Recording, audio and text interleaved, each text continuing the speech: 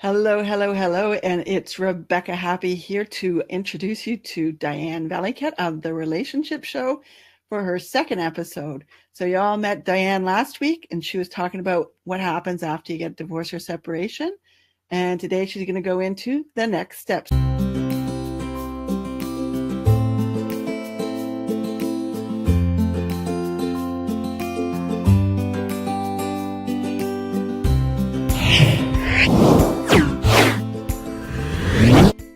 Hi, I'm glad to be here this week as well.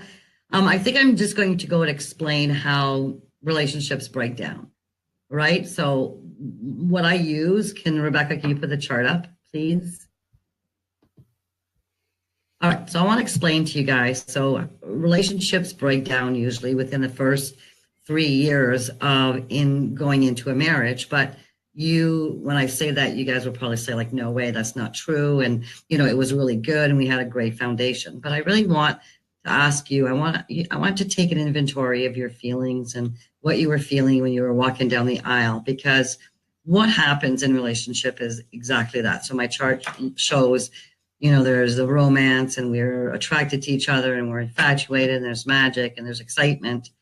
And in that place, we say, I love you and let's move forward. Let's get married or let's start being exclusive. Let's live together. So what occurs is that we all have what I call a relationship blueprint. And what we do is that there's a red flag, let's say in the first year or prior to marriage or prior to living together, we get a little bit of a red flag. And when we start to ignore the red flag or we try to talk about the red flag, what occurs is if you're, let's call it a rescuer. So let's say you're the rescuer and you say, hey, when you're doing this or I feel this, and the person says to you, well, no, that makes no sense. What you're going to do is you're going to forfeit kind of your feelings and give the power to that person to say, well, yeah, maybe it's me and maybe I'm wrong, right?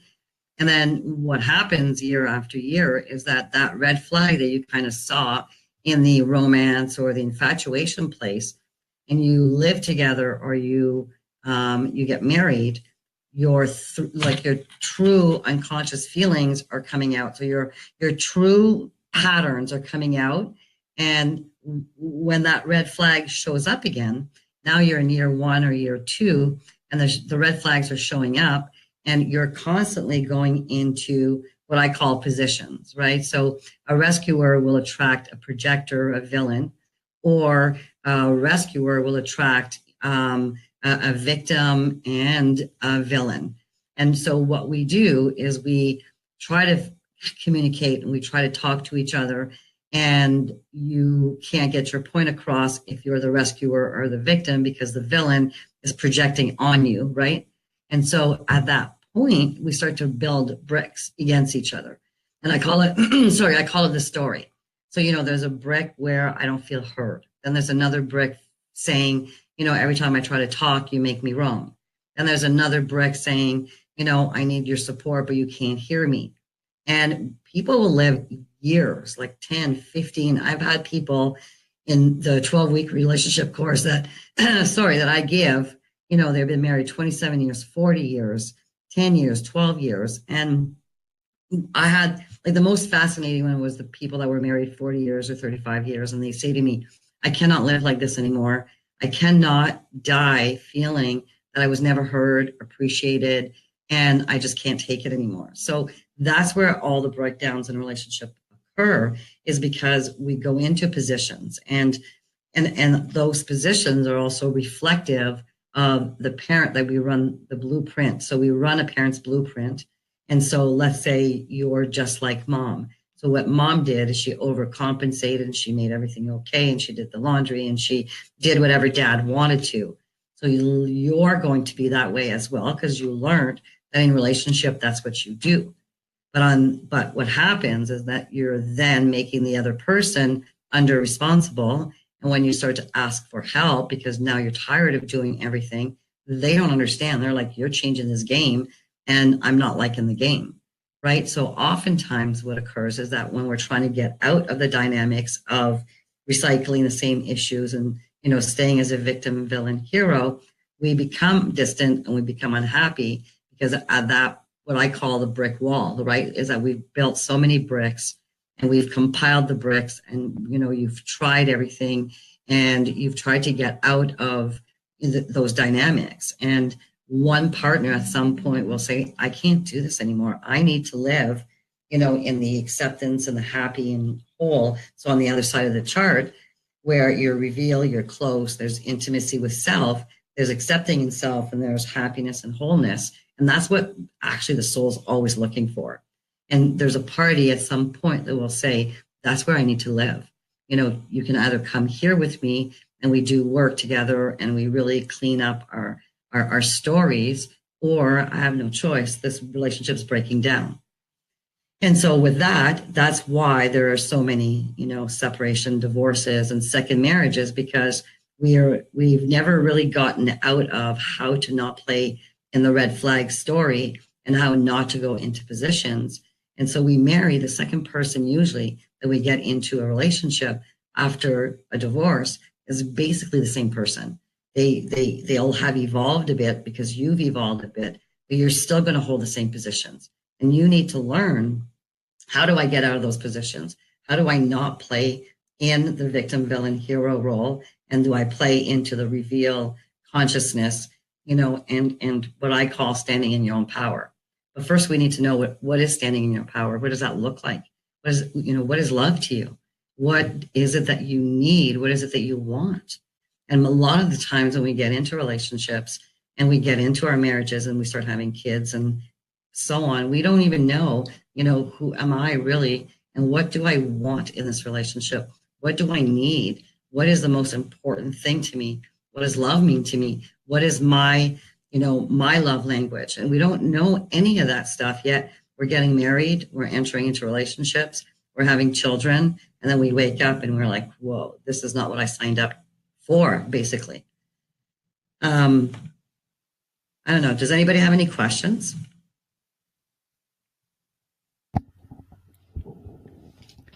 Do you see a question, Rebecca?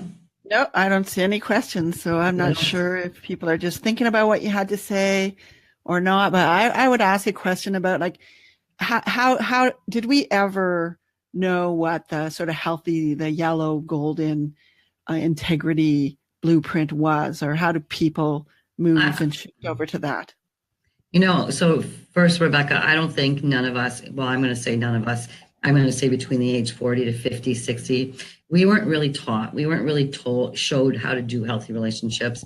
We weren't really, even supported in standing in our own power, or supported into who we are really, right? So what occurs is that we don't even know self. We don't even know self. We don't even know what self really needs or wants, right? And so what was the second part of your question? How if we've never known the sort of healthier side of the blueprint, how do we shift from, playing the victim, the villain, and the hero? And there is another question that someone just posted in the comment section afterwards. So no, I don't use the love languages very much, because for me, your love language is, my question is always, so what is it that you needed most or craved as a child, right? So let's say it's to be heard. So your love language is to be heard. So people, yes, there's 4, love languages and how and so on. But really, what you call love and what I call love are 2 different things, right? So for me, love means to be supported. For you, maybe you need to be heard. So that's your love language. Then you need to know, what does support look like? What do you mean by support? How does someone supporting you look like? How does someone hearing you look like? But the thing that we never get taught is that you need to support self first, and you need to hear self first, so that you know what that looks like, so that you can tell a partner what hearing me looks like, right? People don't define it enough. So you don't define or what being heard looks like. No one defines it. So you need to define it. And what happens is, now that you're being heard. So let's say you hear self and you have a partner that you keep saying, okay, I am not feeling heard because you seem to always interrupt me. So what you're doing is you're outside of the circle right now. So what you're saying of the triangle, So what you're saying is, I am not feeling heard when you interrupt me. And if that person says, well, I'm interrupting you because you're not making any sense. Now what's happened is that partner is now in the triangle being a villain. And at that moment, you have a choice. You can say, you know what? That's not really true, because if you would let me finish without interrupting me, perhaps you would hear it from a different place.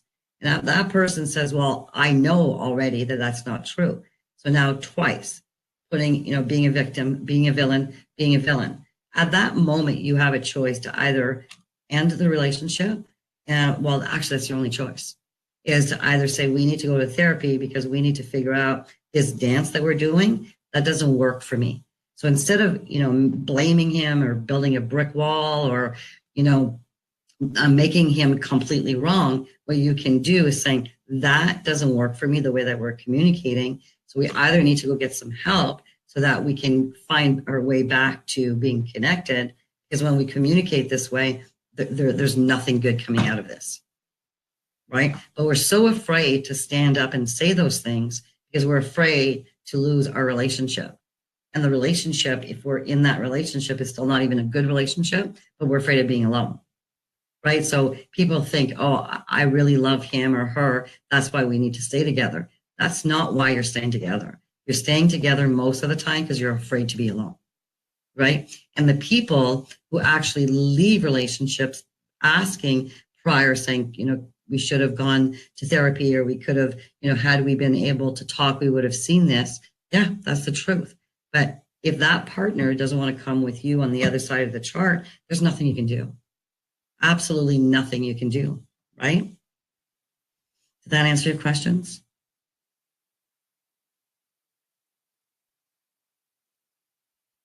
I can't hear you.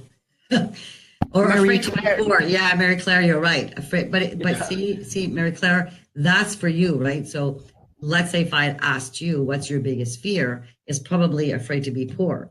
So afraid to be poor is going to keep you in the relationship because you're afraid to be poor. But what you're going to do when you come in, so people, come into my office and they'll say, well, we really want to work this and we really love each other.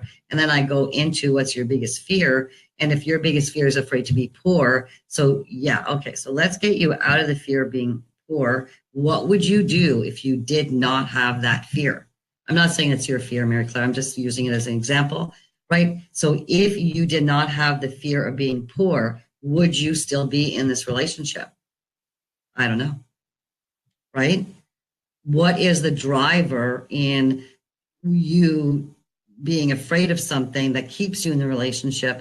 And then I use this word, people love it, right? You prostitute yourself to be in this relationship because you're afraid of being poor. So I'm not being heard. I have no freedom. I do this, blah, blah, blah, all the bricks, but I don't want to be alone, or I'm afraid of being poor, or I'm afraid of failure, or I'm afraid of all of those things, which keeps you in an unhealthy relationship.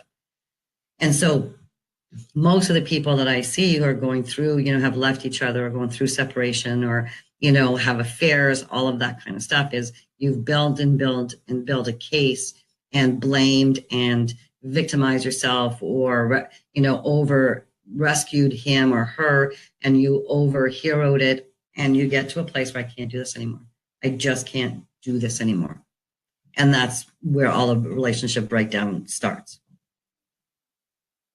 Did I explain that clear enough? Sorry.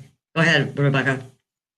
So essentially, rather than waiting, actually choosing to marry somebody when we start seeing the red flags, we should already have those conversations right off the bat, instead of sort of saying, oh, well, I'm just... that's just him and it's okay. And, I'll make it better, or she'll change. Yeah, we should. Absolutely, we should, right? And I concentrate a lot on second marriages because, first marriages, you're young, you're most of the time don't know much, or don't know about any of this kind of stuff, and you're in love and you just want to be married and you want to have a family. But you know what? People coming into second marriages or second relationships after you've gone through a separation, a divorce, you know what? Do some work. Do some work on yourself and really get to a place to understand your blueprint, and understand what happened. Because if you don't understand that, you're going to do it again. And now this time your kids are going to pay for it. Your kids pay when you enter into a second relationship, especially living together or a second marriage. You usually both have children. And again, your children are going to be subject to another relationship that most likely won't work if you haven't done work on yourself or committed that when we have trouble, let's get into therapy or let's get into, what I call an educational seminar on relationships. More questions, Rebecca? No, I think that's about it. And I think our time is, it's about time to wrap up. So Okay. for next week, what are you going to cover for the next step of the journey? Well, now that we are aware that there is a blueprint that we have that might be unhealthy, and we have a choice to choose a healthier place to be and no longer operate from Disney's famous victim villain hero, yes. Yeah. Next week, I'm going to explain a little bit more on your blueprint. So next week, I'm going to expand on how did this blueprint come and get delivered to us. All right. So what I'm going to ask you guys, if you guys come in, and there's people that want to join us next week, I want to know, this is your question. What did you need the most as a child? So I am going to go through the first part of your relationship blueprint. I will explain it to you, and then I'm leaving you with what did you need the most as a child? And I want you to really do some homework this week and look at what were you craving for? What did you need? And I want you to look in your marriage, if you've been separated or divorced in your first marriage, what ways did you prostitute yourself in order to try to get that? So you're talking about what things did we need the most from, like, emotionally from our parents, or it could be physically? So what do you feel, not necessarily what did you crave as a child? What would you have liked more of? What would you have needed? And I want you to look at how many ways did you prostitute yourself in order to have, let's say it's to be heard. How many ways have you prostituted yourself or made it okay that you're not being heard? Or what did you do in order to try to be heard? Okay, can you just give us a couple of examples of what prostitution looks like? Just a couple of. So let's say, I don't know, Rebecca, sorry. So what would you do, Rebecca, in order to be heard? Let's try this. Rebecca, give me an example. I might cry, or I might just stop talking. I'd be afraid to speak up. Yeah. So there you go. Right? Afraid, or making it okay, or me not important, or I would, yell and scream and cry and say, you're not hearing me. All of those are adaptive behaviors. Those are things that we do in order to try to be heard. But the key is that you're not hearing yourself, right? Okay. So we'll go into that next week, and how we blame others for our pain. Okay. Well, thank you so much. Thank you. And so we'll see you next week with Diane Valley-Kett, the divorce recovery coach, on The Relationship Show. Bye-bye. Bye. Bye, Rebecca.